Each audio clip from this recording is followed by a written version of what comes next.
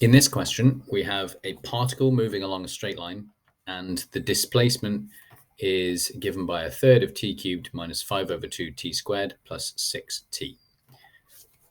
Now, if this tells me how far the thing has gone, then I can use calculus to determine how fast it's going, and I can even use calculus to work out the rate at which its speed is changing. So the key concepts that are used in here are basically that velocity is the rate at which displacement changes, and acceleration is the rate at which velocity changes. Those two things are crucial for part A, and they're also important for visualizing and understanding the second part of the question that we'll get to in a moment. So first of all, if the particle is following this pattern with the 1/3 t cubed, etc., then we're going to need to differentiate in order to determine how fast it's going.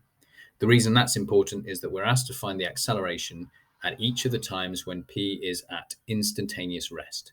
Now, don't be put off by the instantaneous thing. This is equivalent to saying you throw a ball in the air and there is a certain moment in time when it's neither going up nor going down. That's the single moment when it happens to be at its highest point. And it's instantaneous rest because there is no length of time for which it is not moving. It might sometimes appear that way, but that's only because close to that moment, it's traveling very slowly upwards or very slowly downwards. What we're actually seeing is just the instant when the velocity changes from being a positive upwards velocity, let's say, to being a negative or downwards velocity. That's the kind of thing they're talking about here. But if it's at rest, one thing is for sure, it's not moving. If it's not moving, it has a velocity of 0. So all we have to do is differentiate, which should be reasonably straightforward. We're not dealing with any complicated functions here. It's just a polynomial. As long as we're careful, we bring the power down in front, reduce the power by 1. So t cubed becomes 3t squared, and t squared becomes 2t. And 6t, well, that'll just become 6 because t differentiates to give 1.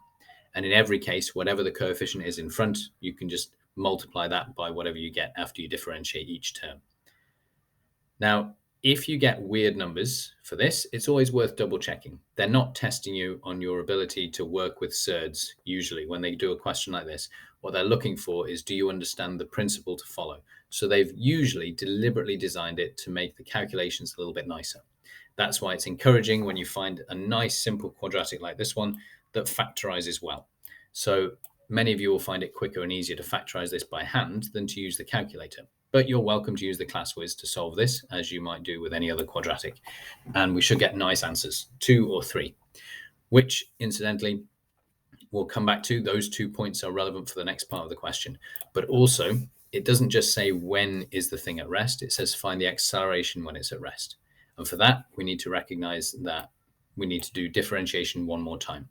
So we can either differentiate the displacement twice, but in fact, we've already done it once. So the alternative of taking the expression we already have for the velocity and differentiating that one more time is going to be the simplest thing to do.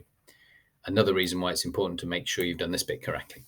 After you differentiate this, t squared becomes 2t, minus 5t becomes minus 5, and any constant that might have been there now disappears. So the 6 on the end has become 0. Essentially, the rate of change of the number 6 is nothing. It's equivalent to saying that you have a sort of a default speed that you were already going at the start of motion, and that is irrelevant when it comes to how the speed is changing. Just like the rate at which you earn money has no direct bearing on how much money you happen to have. So you might be a millionaire who's making £5 an hour, or you might be someone who's in a lot of debt and you might be making £100 an hour. The rate at which it changes is not directly connected to the actual amount you happen to have. All that's left to do in this part of the question is substitute the two values in. We've got t equals 2 and t equals 3. And if we substitute those two numbers into the acceleration, we can determine exactly what the object is doing. After 2 seconds, it's accelerating backwards. So it must be moving back towards the origin or wherever it was that it started from. And after 3 seconds, it is moving forwards, or at least, it's accelerating forwards, which is not necessarily the same thing.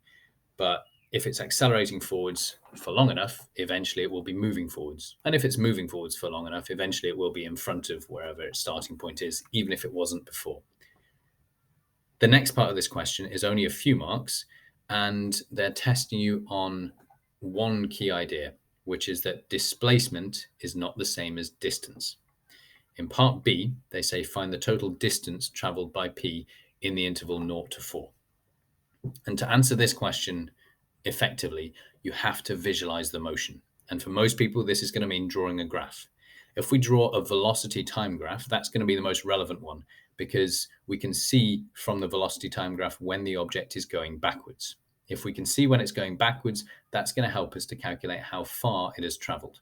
Just like if you drive 10 miles north and then 3 miles south and then 5 miles north again, the total distance you've covered is 18 miles. That's what your mileometer is going to show you.